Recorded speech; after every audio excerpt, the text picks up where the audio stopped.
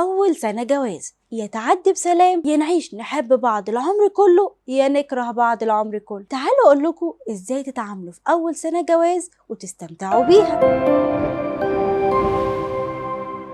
البنت بتبقى داخله الجوازه وعندها كميه احلام مؤجله من الطفوله ومتخيله ان الجواز هو المفتاح السحري لتحقيقها، كان غيرك نفع. والشاب كمان بيبقى داخل الجوازه مستني يلاقي النسخه التانيه من مامته وبينسى تماما ان مراته ليها احلام اهلها اجلوها قبل الجواز. ده غير انه مجتمعنا في فتره الخطوبه بيبقى مشغول بالتجهيزات، فرش ايه وبوتاجاز ايه وسجاد ايه، وبينسوا خالص ان المفروض يكتشفوا عيوب بعض ويتعاملوا معاها. طيب الصح ايه؟ الصح اننا نطول فترة الخطوبة على قد ما نقدر وما تقلش عن سنة، وخلال المدة دي الطرفين يبعدوا عن فكرة ان هم يظهروا احلى ما عندهم. سيبيه يشوفك منكوشة، سيبها تشوفك مفلس. لما تشوفوا عيوب بعض في الخطوبة هتدخلوا الجواز وانتوا ما عندكوش سقف طموح يقع على دماغكم انتوا الاتنين في اي لحظة. نيجي بقى لمرحلة الجواز، لازم وحتما ولابد انتوا الاتنين تقتنعوا ان طباعكم مختلفة ومفيش حد بيتغير علشان التاني. احنا بنتعود ونتقبل عيوب الاخر لكن مش بنغيره. ممكن يتقصقص لكن التغيير صعب ومش لازم يكون الهدف. الحالات اللي بيحصل فيها تغيير حالات نادرة جدا، والتغيير بيكون بسيط جدا. ليه بقى؟ لان الطبع بيغلب التطبع، ولما تتخانقوا اتفقوا انكم ما تناموش زعلانين وانكم اخر اليوم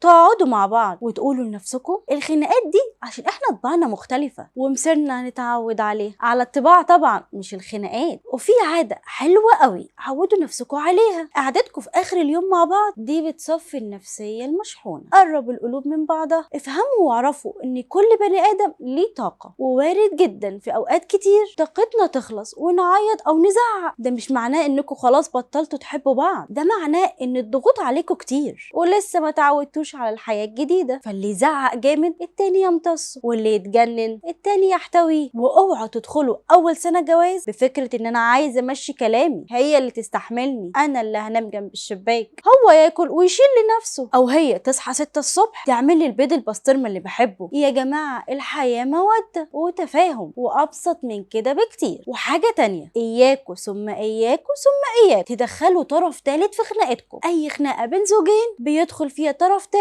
بتكبر وبتعمل شرخ في العلاقة مش بتعالج. مامتها وباباه زي مامتك وباباه، المعاملة واحدة. مامته طبيعي تكون متعلقة بابنها اللي فضلت تربي فيه سنين، فواحدة واحدة عليها. واهم واخر نصيحة، اجلوا الخلفة لبعد الجواز بسنة واحتفلوا بعيد جوازكم الاولاني وبعدها خططوا للخلفة. منها تستمتعوا بحياتكم ومنها تكونوا خلاص قررتوا انكم هتكملوا بارادتكم وحبكم لبعض. محكمة الاسرة مش ناقصة اطفال مشردة من اهاليها. انا قلت لكم وانتوا حرين. انا نرمين لطفي وده بيتك ومطرحك.